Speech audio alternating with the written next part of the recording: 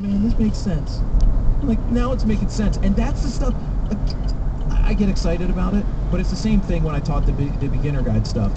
Once you know the fundamentals, they don't change. You can learn any program. Once you learn this stuff, it doesn't matter how often the program changes, what new programs you buy, all these fundamentals will translate no matter if you start editing on a new editing program or you go and you want to cut film, all this stuff works the same way. Yep. All right, here we go. Julian Bright. Hey Todd, why did it take you so damn long to edit it? P.S. You are awesome. I would say we had probably 50, 60 hours of footage. We added multiple extra cameras this time. And it was, we had 1, 2, 3, 4, 5 cameras rolling, and then screen. It's just so much stuff going on. And at the same time, it was a lot of content. We had a lot of teaching to do. Like I said, the first 2.5 hours. So you can get up to speed and know the language of editing, so that when we get hands-on, you know exactly what I'm talking about, because we've discussed this terminology and the reasons we do certain things. So when you see it in practice, you can be like, oh yeah, I totally can follow along, instead of talking over people's heads with overly technical jargon. So it took you long because, generally speaking, a feature film takes you how long? An hour-and-a-half feature film should take how long? A 90-minute feature film would maybe take you 2 months, generally a standard. So this was multiple. So, this was this taking like me about 9 months to edit 9 hours. I feel is an accomplishment as well. But which means you took the first 3 months off, didn't you? Oh, I had a lot of video games to play. No, seriously, it was a lot of footage to edit, and it was big. But at the same time, I wanted to make sure that the information was being properly communicated. And there's a lot of things that pop up on the screen to help drill down on certain points. Yeah. We've got different examples that pop up, just because I want people to get it and be able to walk away and be like, you know what, I think my edits are going to be better now. Yeah. So and just to get it right. Yep. Todd Metzger, will there be an access to the experts feature that could be purchased along with the new guide as was available with the prior video guide?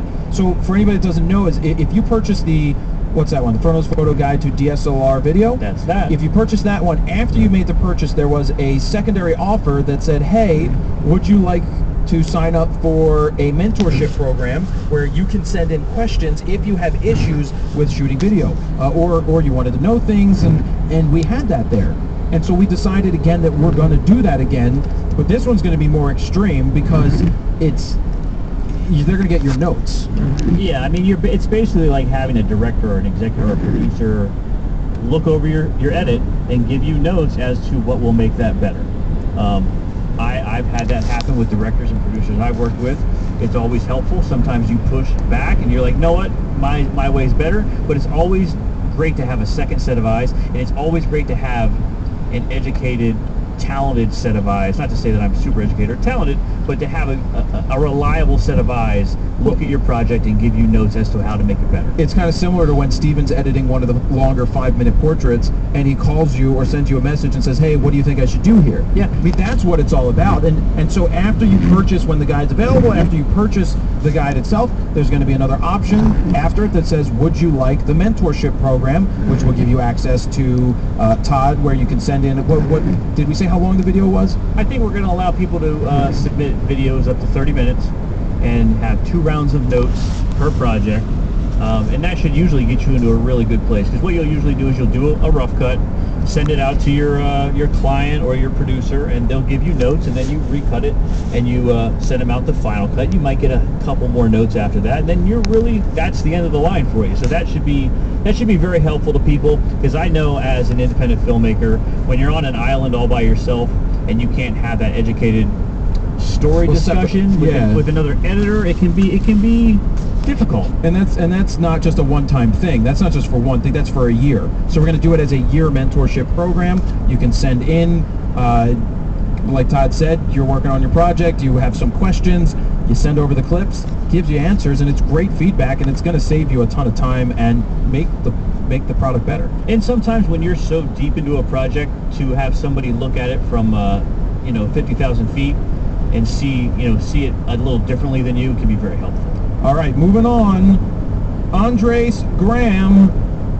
I'm just missing your air horn, Todd. I know. I keep wanting to do both. Can you and Todd give any tips on color grading? Is there a recipe? Right now I'm just doing some up and downs with the exposure, saturation in Final Cut Pro, and will there be a chapter in the guide which will take us through? Start with your recipes for that. I mean, again, you deal with the saturation, the exposure, and the color. Those are the basics you're going to have throughout all programs.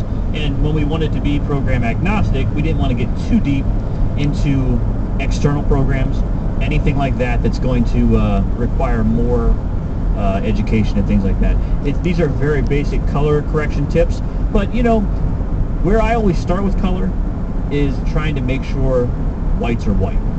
I start there, get the color right, then I'll tweak exposure. I might pull the blacks down a little bit to give it a little more kick. I know even with photography yourself, you like to have really deep, rich contrasts and blacks in your shots. It tends to translate as well with video, and that's kind of the basics I do. And we touch on a lot of that, and you see it in the hands-on where we have a problem with the lighting. We've got daylight in one shot, and then we've got tungsten in another. Oh, really? And they don't match. So because when we were shooting it, I was in a rush and I didn't change the white balance. So one of them's a little orange. So I have to correct to make sure the bowling pins are actually white instead of orange. So we go in and we make that correction, and you see that hands-on, why that's important. Now look, and we talk about this in the guide, if it's a feature film and it's a really large, extensive thing, you may send off color correction to an outside source. Color correction and external third-party color correction programs can be very intense, but what we deal with is utilizing the tools that are within these programs. Yeah. And it's a very simple thing: exposure, saturation, color, contrast. I know it's cool when I've seen some of the pros do it. They have this whole color console board, and they're really messing with. Look up some of that stuff. It's pretty cool. Yep. So let's move on. We've got Wilford F. Nazario, the great and almighty Todd and Fro.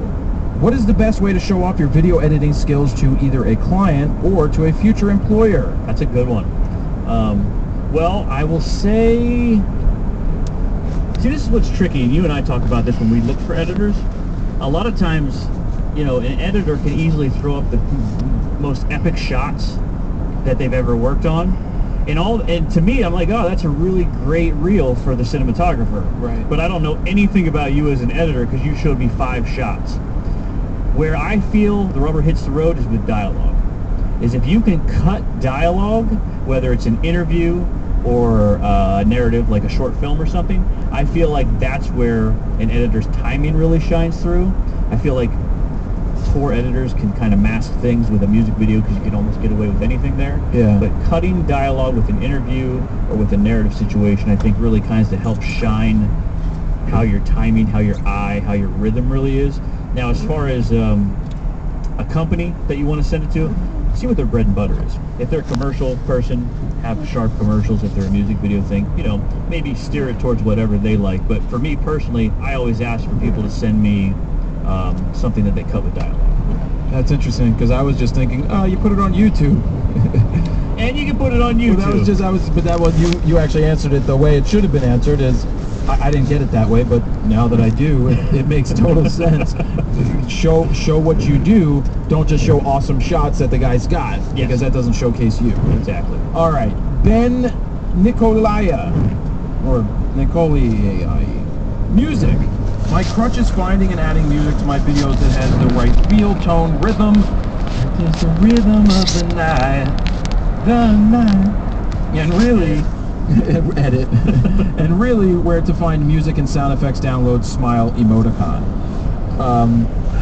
Well, I mean, there's third-party places. You can go shoot B-roll, or you could go to like third-party websites and download B-roll and extra music and sound effects and stuff like that. Yeah, we talk about audio blocks during the video guide quite heavily, video blocks during the guide quite heavily, and for the people that do pick it up, there is a special offer just for you guys that's inside the guide. You'll see it when you pick it up.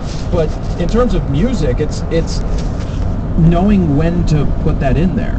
Yeah, that's true, and we definitely touch on a variety of different ways to use music in the guide, whether it's background or in a music video or setting a scene up or scoring, but it's a very powerful way to